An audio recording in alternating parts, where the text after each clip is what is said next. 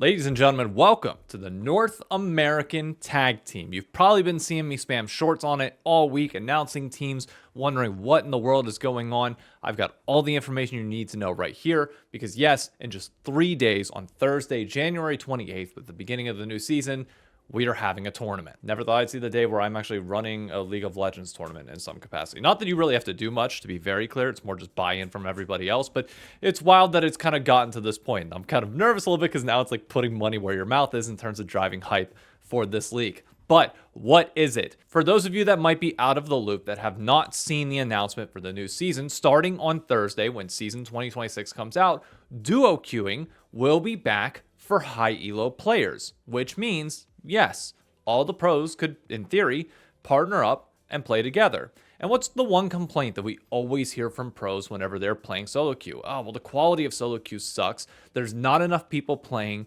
There's not enough motivation to do this. And yes, I know duo queues is technically going to hurt this because if everybody goes in duo queue, you need somebody to go in solo to be able to balance out the teams. It could cause queue times to be a little bit longer. But regardless, the more people we're flooding into it, in theory, the better that problem hopefully, or well, the easier that gets. On the LCS fan side, we have nothing going on for 2 weeks. Like the next 2 weeks are normally the driest period in League of Legends, where yes, people are playing some solo queue, but there's really nothing kind of going on to it. It's just like, oh, some occasional games. Some people might post to YouTube, but that's about it. There's really not much motivation behind it. So what if every pro put in $50, partnered up, and had their duo, and just all competed against each other?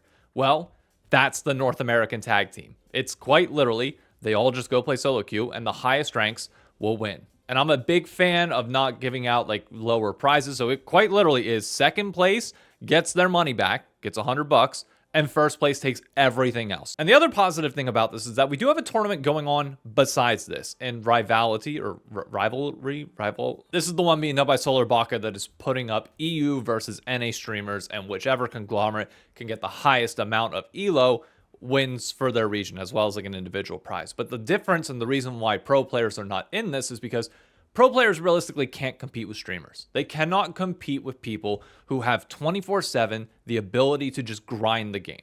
That doesn't make sense. So that's why whenever I said, okay, why don't we just pair up North American pros and keep it isolated to the LCS and not even include tier 2, that's because everybody that's on these teams, including players and staff, have similar schedules with scrims. Like everybody's going to be starting at the same time. They'll have same limitations. If they want a 3 block at the beginning, they can.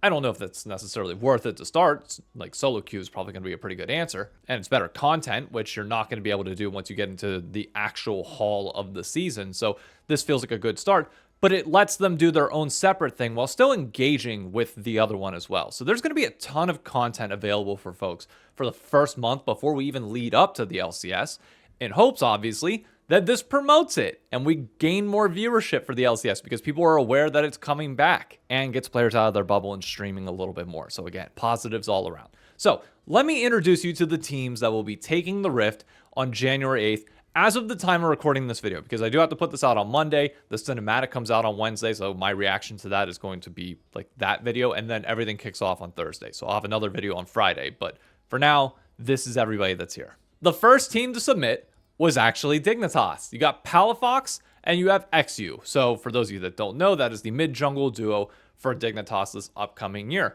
Palafox notably got a lot of flack from the community of, hey, why is he starting this upcoming year?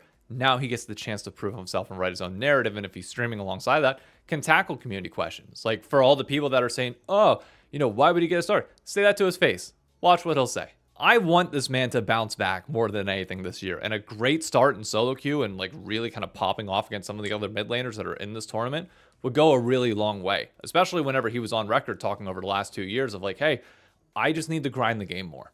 And this is the perfect time to do that, and perfect opportunity. And XU, who's obviously trying to build a name for himself as well, coming from DSG last year, yeah, should be a lot of fun. I am going to keep these announcements without the audio because for obvious reasons, I don't need this video demonetized. You don't really make as much on shorts. But if you want the full audio for these announcements, go over there. The second team to submit actually has 3, 2 of which are directly affiliated with C9, the other not, but the 2 player groups that we have here specifically are APA and Blabber, as well as Sven and Vulcan. And Sven and Vulcan have a massive history together in duo queue. For those of you that don't know, duo queue was taken away, I think, in 2020 or 2021. And they used to play together all the time prior to that. Like Sven was known as a solo queue monster during his times. And look, I see the comments around the chatter for LCS. I see people's opinions here. Sven has the chance to show that he's an absolute monster on the Rift and solo queue and do what he was doing a few years ago. And for people that are like, oh, but he's older now, we've seen guys hit number 1 on the solo queue ladder at various different, like, do not write off the guys who have a proven track record of knowing how to climb. Like, that's a skill that is unique to itself. Like, obviously winning in the LCS is one thing, and it is a slightly different skill, but being able to go into solo queue and just consistently pop out like a 70% win rate, that's impressive. And that's what you're going to need to be able to win this entire thing and win a grand. For Blabber and APA, it's going to be interesting to see the two of them link up. We can start to see some of the chemistry together. We can see how they play, see how they interact, and see how that translates then to the main stage itself. But C9's got another duo, which I think is the most interesting part of this entire tournament. And that is Dom and Anero, the Unction, as they're calling themselves. And this is what I think makes this NA tag team thing so fun. Like, it's one thing to just have all the players who are going to come in. It's like, yeah, you know, who builds momentum. But it's also another thing to have your coaches there. And if your coaches kill you on stream in any capacity, say there's a game where obviously Blabber and APA go against Anero and Dom, and Anero and Dom win, oh, that's getting clipped until eternity. That can be mentioned in every interview, every instance that the two of them are bantering back and forth. That gets brought up. Same thing for other teams. It's like, hey, you couldn't even beat my coaches. Like, think of the amount of opportunities and most importantly, clipping opportunities that happen with having not only just pros, but the staff involved with all this. It's just good content and banter if people maximize it to the fullest. On the FlyQuest side, don't forget, they are defending LCS champions. Two of the players returning from that roster in Quad and Masu, but they're notably partnering up with different people. Griffin is going to be partnering up with Quad, the mid-jungle duo sticking together, and the bot lane of Cryogen and Masu together. Of note, these are the only two teams besides Dom and Anero for the Unction that really took advantage of the naming opportunity that I gave them, which is every team could just pick their own duo name, because I thought, you know, Double Lift and Aframu had Rush Hour. If people want to, you know, label this whatever they will, they come up with their own name, go right ahead. And listen to this one for Cryogen and Masu. The 8-handled sword divergent Scylla divine general Mahoraga. Mahoraga. That has to be some anime shit. I have no clue. My age is showing on that one. I know what some of you might be thinking. Oh, you called them defending LCS champions? Yes, they're not only defending LTA champions, which doesn't exist anymore, but they also did win the final thing of LCS as well. So yes, they quite literally are defending champions, even though, yeah, Quad was on that roster as well. So yeah, they are. The one other squad that hasn't been announced as of the time of recording this, but will be by the time this video goes live, is Shopify. You have both Revan and Demonte teaming up for Unction V2. I'm not sure what they're going to call it yet. They haven't submitted the team name. And then you have B-Voy and Seos. And I have a perfect song that combines a Canadian artist and a Brazilian funk artist that will be the announcement for them, which is going to be so much fun.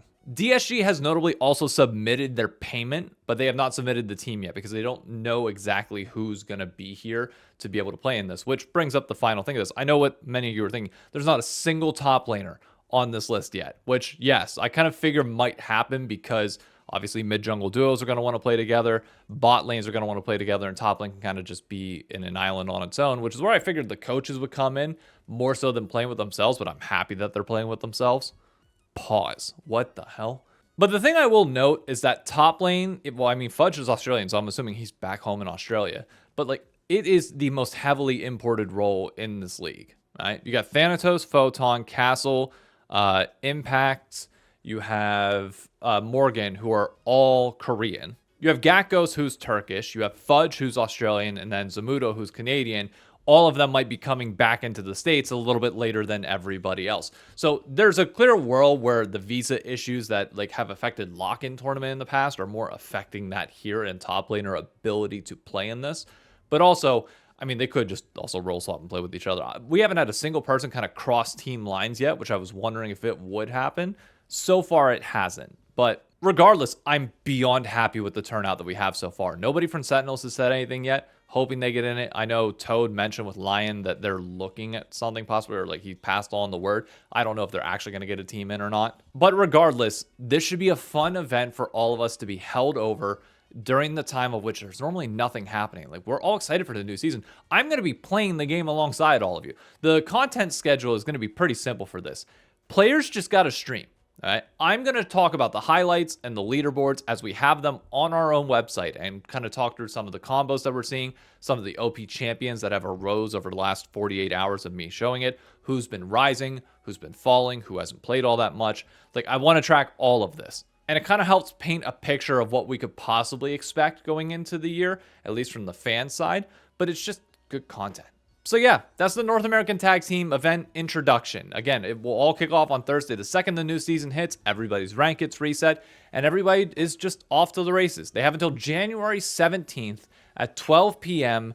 Pacific Standard Time, so 3 a.m. our time on that Saturday the 17th to grind, and the winner will be determined right at that moment. It will cut off. I'll make sure I'm up at 3 a.m. to determine who has the highest amount of LP. And that's it. Because honestly, like, it doesn't take much to give at least something that we can kind of build for content. And again, promote the LCS returning on January 24th later this month.